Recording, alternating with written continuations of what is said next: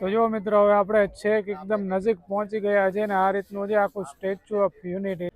તો જો મિત્રો આવી ગયા આપણે આ એના સરદાર વલ્લભભાઈ પટેલના ચપ્પલ પાસે અને ધ્રુવભાઈને આપણે જો મિત્રો નીચેથી કંઈક આવો વ્યૂ આવે છે ઉપરથી અને સામે જો આ રીતના છે આખા બનાવેલા. જો બાકી આખી આ રીતની ગેલેરી છે. જઈએ આગળ. તો જો મિત્રો મારા અમિતા મેડમ પણ અહીંથી આવી રહ્યા છે પેલા એક્સિલેટરની. નમસ્કાર મિત્રો, હું છું વિનોદ અને સ્વાગત છે તમારું મારી આ યુટ્યુબ ચેનલ ઉપર. તો જો મિત્રો આપણી 2 દિવસની આ ટૂર હતી એની અંદર પહેલા દિવસે આપણે ગયા છે મિત્રો કુબેર ધામે. મિત્રો કરનાળી પાસે આવેલું છે કુબેર ધામ. ત્યાંનું મેં તમને નર્મદા નદી સંગમ ને બધું બતાવ્યું છે. ત્યાર પછી મિત્રો સાંજે આપણે પોઈચાની અંદર ગયા છે.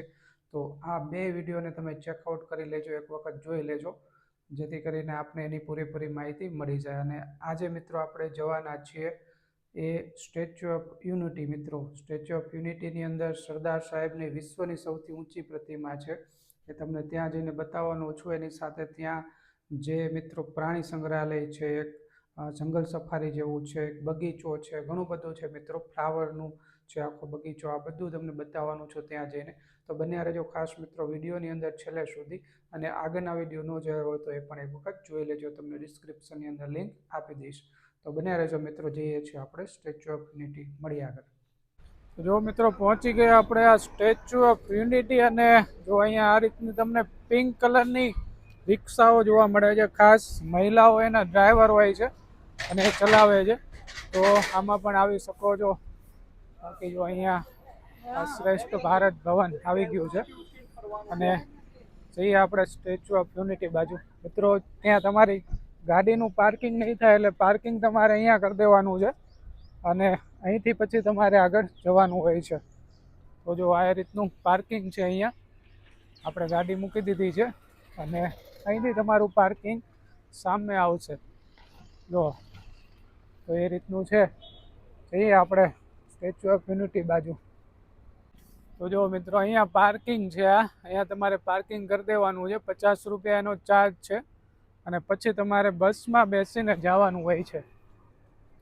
તો જો મિત્રો આ સ્ટેચ્યુ ઓફ યુનિટીની આ બસ છે અને આની અંદર આપણે બેસવાનું છે. આખી ઇલેક્ટ્રિક બસ છે અને અહીંયા એનું સ્ટેન્ડ છે. તો જો આની અંદર બેસીને જઈએ અંદર. તો મિત્રો આપણે બસની અંદર બેસી ગયા અને જાવી છીએ હવે આ બસમાંથી સ્ટેચ્યુ ઓફ યુનિટી. બતાવું છું તમને બધું કઈ રીતનું છે. બાકી જો આ રીતની આખી બસ છે અને નિઃશુલ્ક બસ છે મિત્રો, તો એ રીતના તમે જઈ શકો છો. તો જો મિત્રો સામે જે તમે જોઈ રહ્યા છો એ આખી નર્મદા ડેમ છે અને ત્યાંથી આપણે આગળ જવાનું હોય છે. જો અહીંથી તમને આખો રૂટ બતાવું છું, ત્યાં સ્ટેચ્યુ ઓફ યુનિટી સુધી આ બસની અંદર બેઠા છે. ત્યાંથી આગળ જો સામે એકતા નર્સરી છે, એટલે આ બધું ત્યાં ડેમના આજુબાજુ કિનારે જ છે બધું. આ જે સ્ટેચ્યુ ઓફ યુનિટી છે એની આજુબાજુમાં જ છે બધું, બતાવું જો. બાકી જો આ રીતનો આખો રોડ છે ત્યાં જવા માટેનો, તો જઈ શકો છો અહીંથી આગળ. બાકી તમારું વાહન મિત્રો 4 વ્હીલ નથી જતી, બાકી 2 વ્હીલ હોય તો એ જશે. 4 વ્હીલ ચેક સુધી નથી લઈ જતા અત્યારે, બાકી 2 વ્હીલ તમારી જાય છે. તો તમારે એ રીતના પાર્કિંગ કરીને આ બસની અંદર બેસી જવાનું છે અને ત્યાંથી પછી આગળ જવાનું છે. તો આપણે બાકી સામે આખી નર્મદા ડેમ ને તો ડુંગરા ને બધું દેખાય છે, તો એ રીતનું છે. તો બાકી એન્જોય કરવા રસ્તા. જો મિત્રો અહીંયા સરસ મજાના રસ્તાની અંદર પણ આ રીતના ફૂલો તમને જોવા મળશે. તો આનો જે રોડ બનાવેલો છે જોરદાર તમને જોવા મળે છે છેક ત્યાં સ્ટેચ્યુ ઓફ યુનિટી પહોંચવાનો. તો જો આ રીતનું છે આખું બધું. તો જો મિત્રો સામે તમને એક બોટ જોવા મળશે. બોટ પણ શરૂ કરી દેવામાં આવી છે સ્ટેચ્યુ ઓફ યુનિટીની અંદર. જો સામે જે બોટ છે એવી બોટ પણ અંદર ચાલે છે, જો સામે તમને દેખાય છે. બાકી જો આખી આ નર્મદા નદી સરસ મજાની અત્યારે નર્મદા દેવી હર હર નર્મદે. જો સરસ મજાનું ધુમ્મસ છે એટલે કદાચ ઓછું દેખાતું હશે, બાકી જોરદાર અહીંથી મારી આંખોથી ક્લિયર વિઝિબિલિટી આવે છે, તમને પણ દેખાતું હશે. જો આ રીતનો આખો રસ્તો છે મિત્રો જવાનો. મિત્રો હવે તમને અહીંથી સરદાર સાહેબની પ્રતિમા જોવા મળે છે. આ એનો પાછળનો ભાગ છે મિત્રો, આપણે તમને ત્યાં નજીક જઈને બતાવવાનો છે, વ્યુઇંગ ગેલેરી પણ બતાવવાનો છું, ત્યાંથી આખું જે દ્રશ્ય છે જો. બાકી આ અહીંથી પાછળથી આવો કંઈક લાગે છે અને બહુ ઊંચી પ્રતિમા છે મિત્રો, 182 મીટર, અને એનો રાજ પણ હું તમને કહેવાનો છું શું છે બધું. તો બન્યા રહેજો ખાસ મિત્રો વિડીયોની અંદર છેલ્લે સુધી.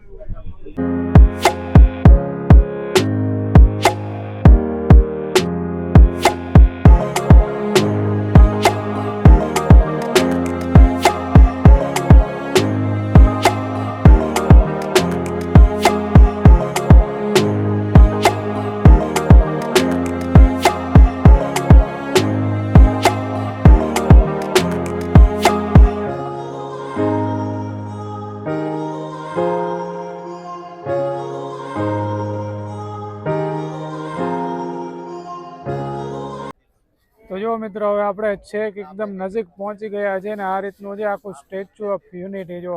બાકી તો અહીંયા તો જો મિત્રો આપણે ટિકિટ ચેકિંગ અને વેરીફાઈ બધું કરીને આપણે પહોંચી ગયા છીએ આ અંદર જોવા માટે જઈએ છીએ મિત્રો. જો આ બાજુ અંદર જવાનું છે, અહીંથી થોડાક ચાલતા ચાલતા, બાકી સામેથી આ બધું આવી ગયું છે. તો જો મિત્રો આપણે અંદર પહોંચી ગયા સરદાર સાહેબની પ્રતિમાએ, અને હજી આપણે જવાનું છે મિત્રો છેક ઉપર વ્યુઇંગ ગેલેરી, ત્યાં જઈને બતાવવાનું છું આખું. તો ખાસ બન્યા રહેજો. બાકી જો આની અંદર આપણે જાવી છીએ, આ પહેલાની અંદર જો ખાલી આમાં ઊભું જ રહેવાનું છે, ઊભા રહીને આપણે જઈએ. ચાલો જો મિત્રો આ એક્સિલેટર છે, એક્સિલેટરમાં આપણે જવાનું હોય છે જો. બાકી ધ્રુવ ને અમિતાની આગળ જાય છે, જુઓ તમે, ધ્રુવ ને અમિતા આગળ છે જો. બાકી જો આ રીતનું છે આખું, અને આપણે પણ જઈ રહ્યા છીએ આ એક્સિલેટરમાંથી.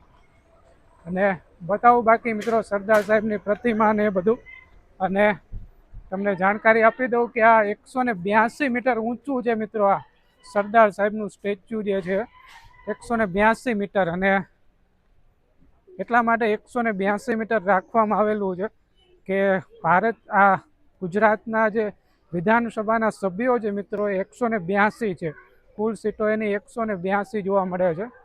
તો એટલા માટે થઈને આ 182 મીટર તમને આ ઊંચું સ્ટેચ્યુ જોવા મળે છે. અને 182 મીટર સરદાર સરોવર ડેમ પણ ઊંચો છે મિત્રો. તો આ બંનેને કમ્બાઈન કરેલું છે. બાકી તમને એમના ચરણોમાં જઈને વંદન પણ કરાવું, આ લોહ પુરુષના સરદાર વલ્લભભાઈ પટેલના. બાકી લોહ પુરુષ પણ છે અને લોખંડી પુરુષ પણ છે.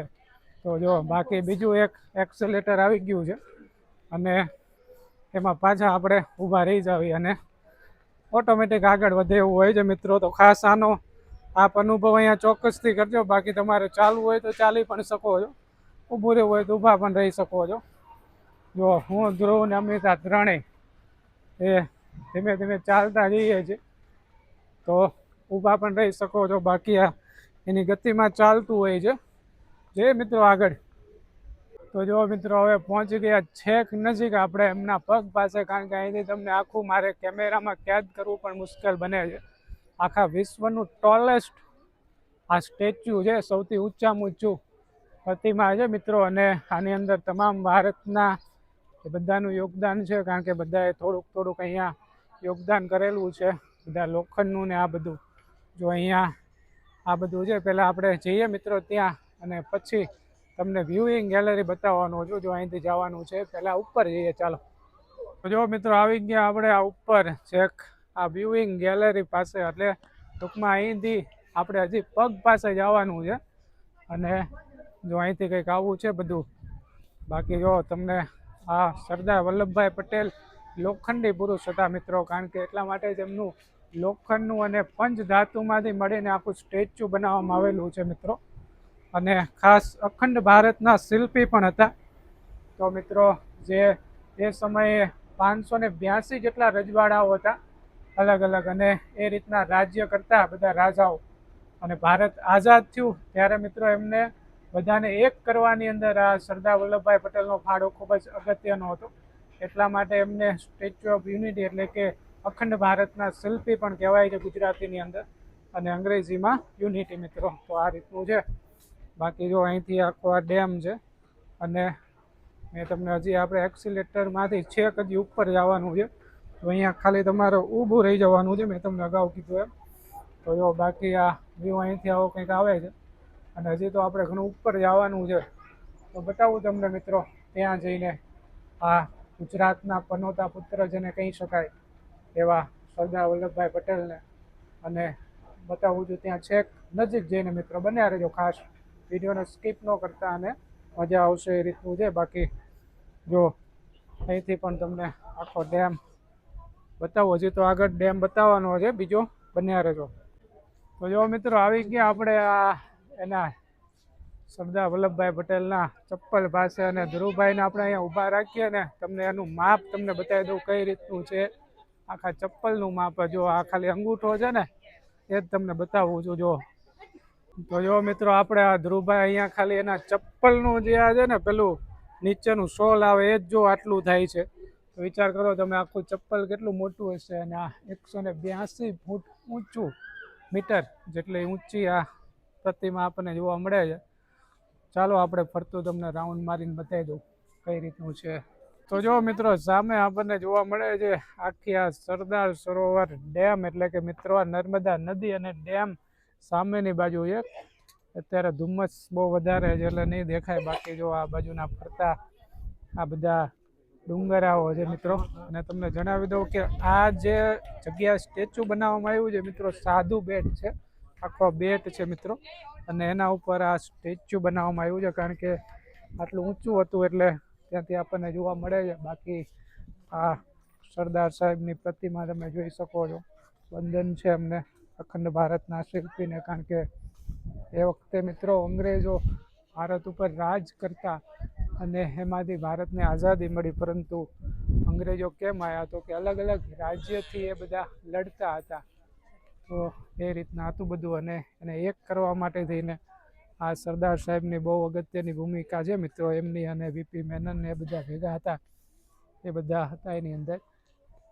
પણ ગુજરાતના આ પનોતા પુત્ર એવા સરદાર વલ્લભભાઈ પટેલને આપણે આ ક્ષણે વંદન કરીએ છીએ. તો મિત્રો એક વખત વિડીયોને લાઈક આપી દેજો મિત્રો ખાસ જો. બાકી એમના અહીંયા પગ અને આખી સ્ટેચ્યુ એ નીચેથી મેં તમને બતાવી, અહીંથી તો મારે આ કેમેરામાં કેદ કરવી બહુ અઘરી બની જાય છે, કારણ કે એટલી ઊંચી છે મિત્રો પ્રતિમા.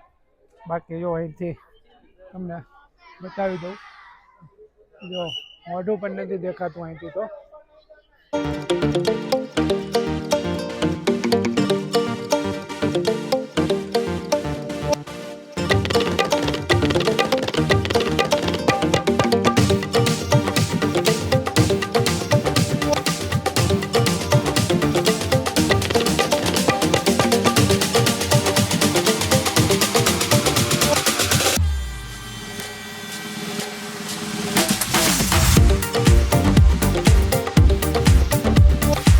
તો જો મિત્રો અહીંયા બીજી એક નાની એવી રિપ્લિકા મૂકેલી છે સરદાર વલ્લભભાઈ પટેલની, ને જો અહીંયા આપણી 182 મીટર ઊંચી પ્રતિમા ગઈ છે. બીજી મિત્રો બુદ્ધાની છે 153 મીટર ઊંચી પ્રતિમા. થોડુંક એનું અહીંયા વિસ્તારથી વર્ણન આપેલું છે, તમે જોઈ શકો છો. જો તમને મેં ઉપરથી ચેક બતાવી, ને જો આ રીતના આખું એનું બાંધકામ થયેલું છે મિત્રો. જો આ બાંધકામ અહીંયા બતાવે છે બધું કઈ રીતના લોખંડના સળિયા ને બધું એની અંદર ઉપયોગમાં લીધેલું છે.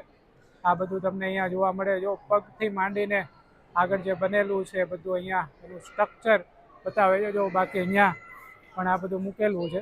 જો મિત્રો અહીંયા નાની એવી સરદાર પટેલની રિપ્લિકા છે, અને જો આ રીતના આખું અંદરથી તમને જોવા મળશે. જો આ રીતનું અંદર છે, તો અહીંયા પણ આવજો મિત્રો.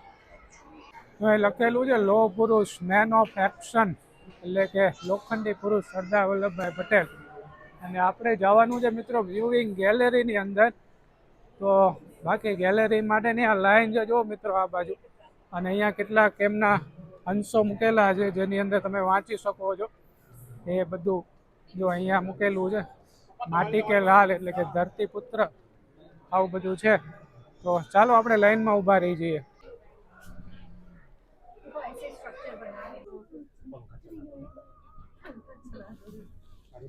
તો જો મિત્રો પહોંચી ગયા આપણે આ વ્યુઇંગ ગેલેરીએ, અને આવી છે કંઈક વ્યુઇંગ ગેલેરી. જો ઉપર પહોંચી ગયા છે લિફ્ટમાંથી, મેં તમને બતાવ્યું. આ જો આ રીતનું આખું સ્ટ્રક્ચર ત્યાં બનાવેલું છે જો, અને આ રીતનું છે.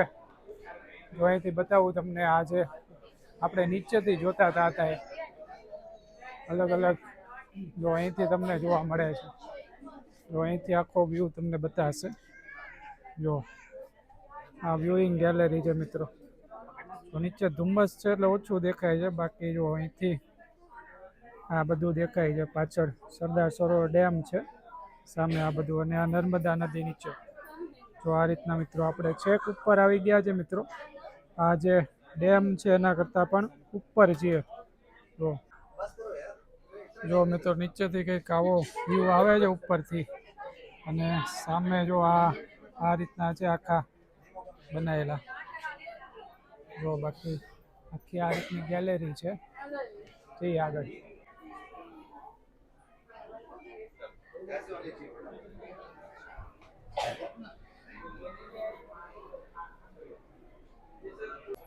તો જો મિત્રો અહીંયા આ રીતના આખા બનાવેલું છે. જો મિત્રો આખા આ રીતના છે ઉપર, આની ઉપર આખું ઊભું છે મિત્રો. નીચેથી આખું સ્ટેચ્યુ ઓફ યુનિટી જોઈ શકો છો. જો આવું બધું છે.